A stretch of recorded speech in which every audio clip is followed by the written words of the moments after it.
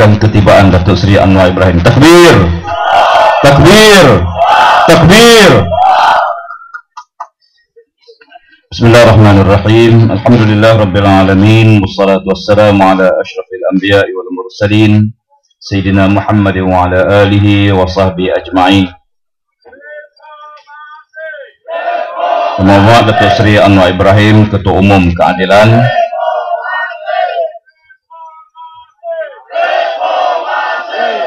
Yang saya hormati YB Roni Liu, Esko Perumahan dan Kerajaan Tempatan Kerajaan Selangor. Sahabat saya Datuk Fauzi Abdul Rahman, Pengurusi Perhubungan PKR Negeri. Saudara Zakaria Abdul Hamid, Ketua Cabang Keadilan Lipis. Yang saya hormati Yang di-Ketua PAS Kawasan Ustaz Ishak Sad, Setiausaha Badan Perhubungan Negeri Saudara Roslan Zainal, Cikgu Abbas Awang, penyelia bagi Don Ceka, hadirat-hadirat yang dirahmati Allah sekalian. InsyaAllah hujan turun renyai-renyai, siapa lari lemah iman. InsyaAllah saya tak akan lari.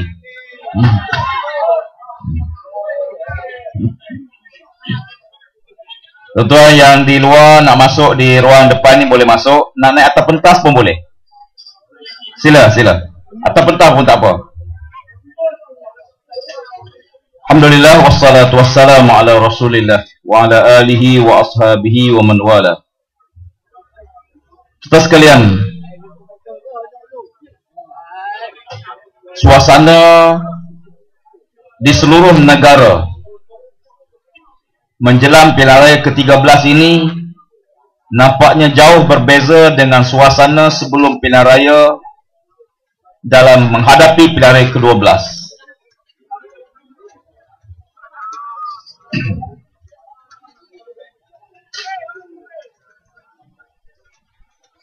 InsyaAllah.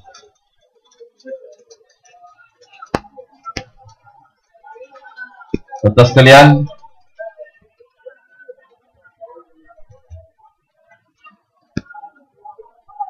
nampak tak ramai yang kuat iman ni.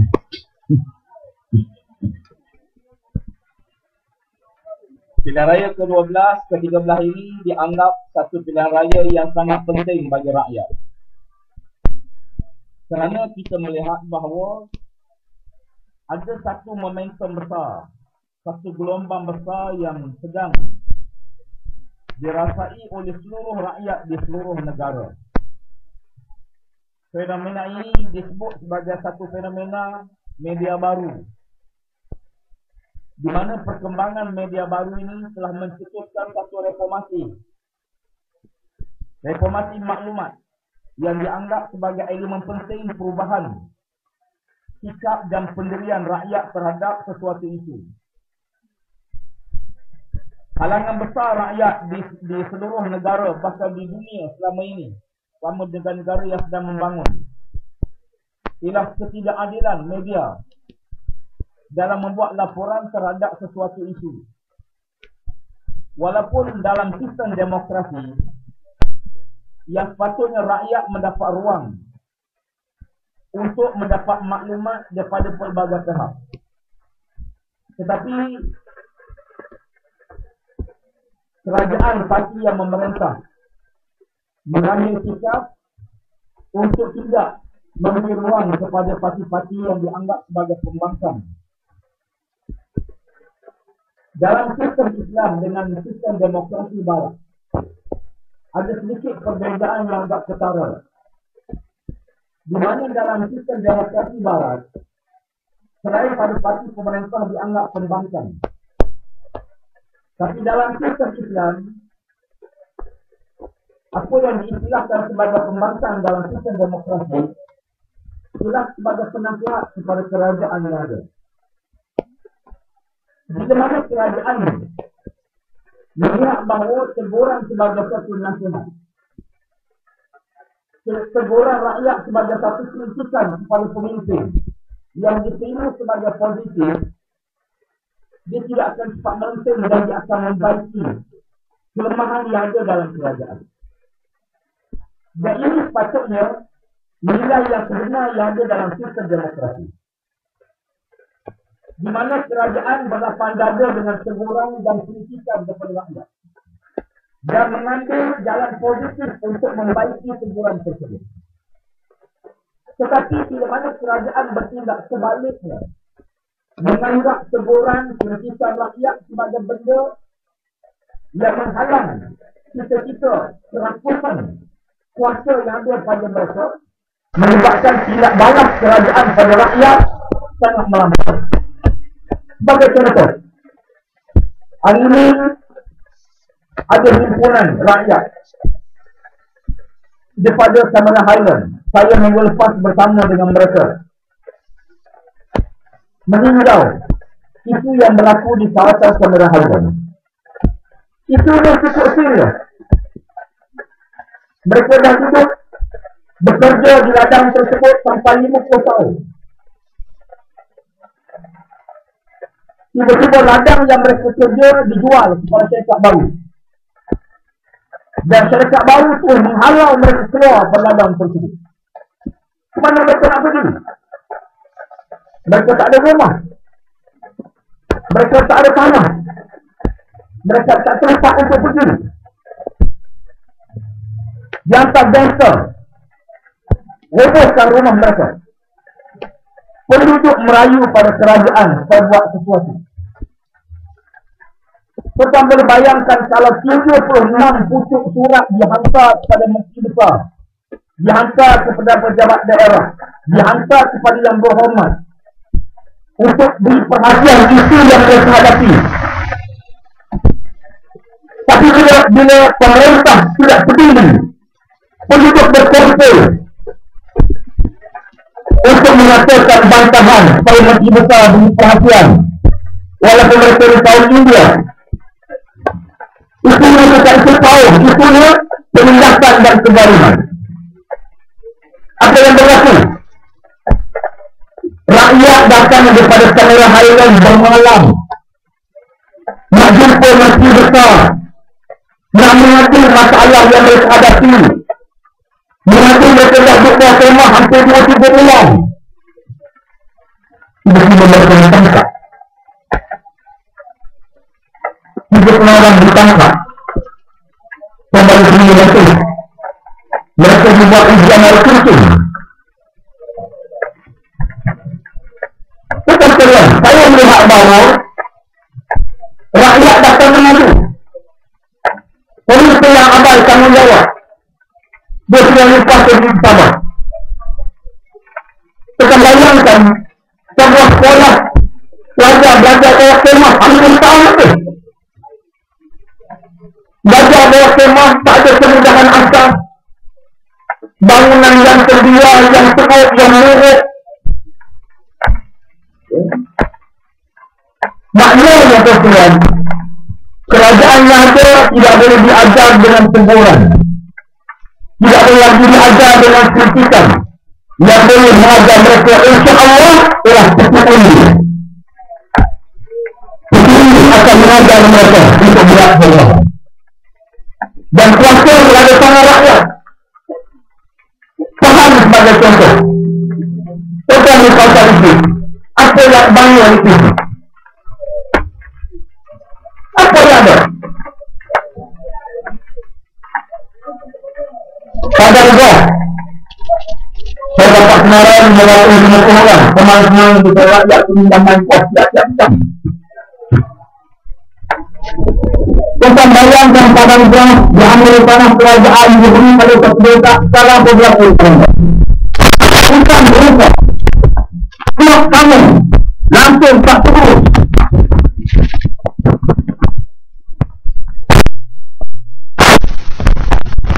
Rakyat mengharapkan tanah mereka diberi hak milik. Rakyat bukan nak padang golf. Rakyat minta supaya tanah yang mereka duduk 40 tahun. Bila lagi nak beri hak milik? Generasi mereka menuntut supaya mereka diberi hak untuk masuk sebagai penguasa di ladang-ladang Fedah Plantation. Apa yang berlaku? Tanah Fedah Plantation dicalonkan untuk Fedah Agro Venture. Pemandu teksi yang mereka harap permit teksi yang mereka dapat ialah tayar 4 biji. Sapulah tuan-tuan, tayar lah. Lepas ni saya ingat budak-budak muda dapat minyak tuti pula 2 botol.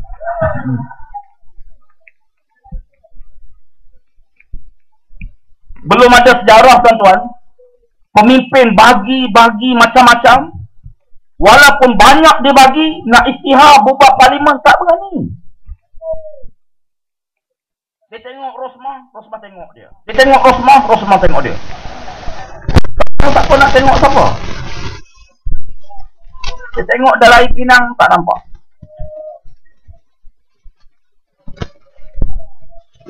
Saya sebut dalam satu kenyataan yang dimanipulasikan, yang diseleweng. Bila sahabat kita daripada Selangor ini telefon, minta komen, dapat maklumat parlimen akan bubar dalam musim haji. Saya buat kritik supaya petugas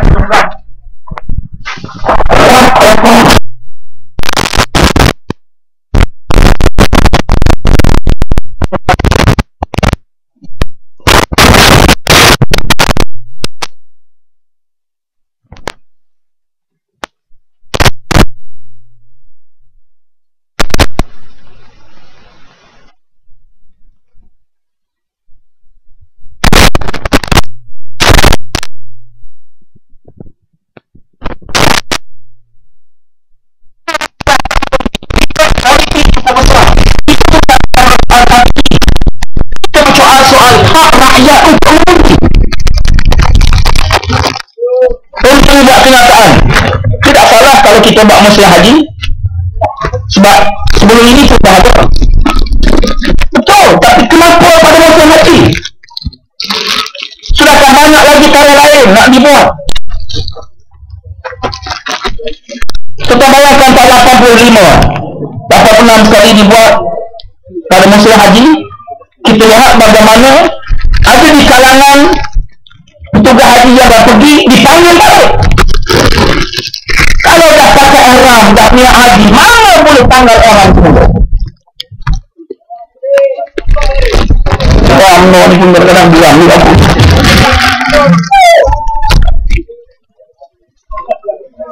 Sebab itu tuan-tuan, bagi kita melihat isu besar yang kita hadapi bukan isu sekadar 2-3 orang, tapi ini hak rakyat, jaminan pada rakyat. Ramai yang beritahu Ustaz Tuan Ibrahim tak tahu ke haji ni wajib. Ni aku tak belajar. Kawan saya seorang tu bekas menteri di Jabatan Perdana Menteri. Dia bagus, dia kata pada walaupun Perdana Menteri buat, walaupun pilihan raya diadakan pada musim haji, haji tetap akan diteruskan. Memanglah ini haji ni untuk orang Melayu ya. Apa datang tadi ada dia? Saya nak sebut bahawa kita perlukan di waktu yang sama kita minta rakyat daftar pengundi. Kita turun daftar. Kalau dah ribuan, puluh ribu tak mengundi, apa makna dalam konteks kita sistem demokrasi? Ini hak rakyat. Walaupun yang saya sebut hanya 2-3, beberapa orang yang terlibat, 3 orang satu, mungkin calon terlibat, ya. Wakil calon atau pengarah pilihan raya, 2-3 kerat, riuh rendah Sapa Muti buat kenyataan bahawa tak boleh tangguh haji. Tuan-tuan sekalian, haji ni fardu, wajib. Tapi dalam kaedah fiqh, wajib ini ada 2. Satu wajib yang terikat dengan masa, satu wajib yang tidak terikat dengan masa. Ya. Haji ini termasuk fardu yang tidak terikat dengan masa. Ayat yang mewajibkan haji turun pada tahun yang ke-6 selepas Nabi hijrah ke Madinah. Tahun yang ke-7 Mekah jatuh ke tangan Islam. Berlaku perang Hunain. Hunain tak jauh daripada Mekah. Nabi pun lalu tepi Mekah, tepi Kaabah. Tapi Nabi tak buat haji. Nabi buat haji pada tahun ke-10. Bermakna, tiap-tiap tahun pun biasa orang tangguh haji. Oh, dia kata kalau mati macam mana? Kalau mati. Kenapa tanya kalau mati? Kalau hidup? Sebab itu tuan sekalian, yang kita minta Perdana Menteri, jangan bubar, jangan buat pilihan raya pada musim haji. Walaupun tuan sekalian, bagi kita, musim haji ke tak haji ke, kalau dibubar, lawan tetap. Masya Allah. Dan hari ni kita tengok rakyat memang tak sabar. Kawasan saya di Temeloh, di kawasan Kuala Kerau, dah 3 kali tukar bendera dah tuan-tuan. Pasal bendera tunggu pilihan raya tak bak. Repuk bendera, tukar baru. Repuk lagi, tukar baru. Habis dah. Ni nak kena order baru ni. Pilihan raya tak bila lagi. Rakyat dah tak sabar dah. InsyaAllah mudah-mudahan kita harapkan perubahan besar yang akan kita buat dalam pilihan ke-13.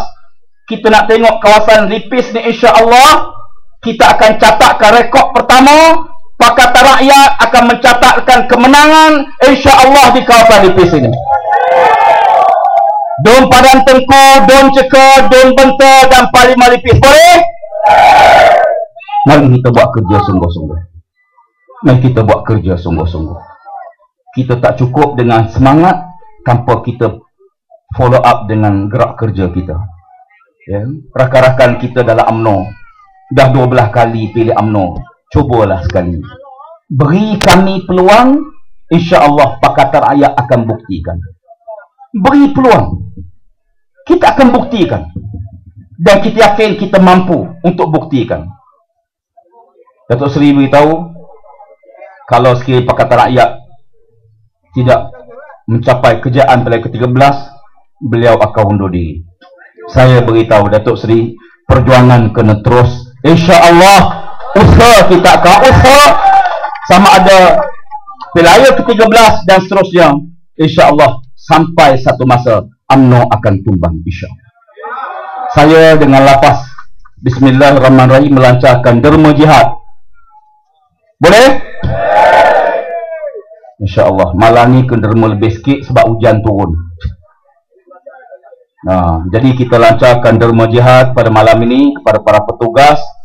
Dan insyaAllah yang keduanya, tuan sekalian, saya juga ingin memaklumkan bahawa ada satu buku yang dekat kenderaan. Buku ni ialah buku motivasi, tajuk Senyumlah.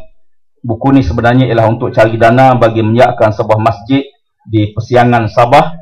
Tuan-tuan mendapatkan buku tersebut, membeli sambil wakaf sumbangan kita kepada masjid tersebut.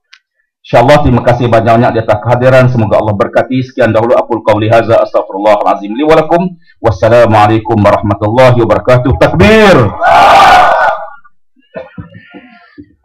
Terima kasih diucapkan kepada Datuk Tuan Ibrahim Tuan Man selaku Pesuruhjaya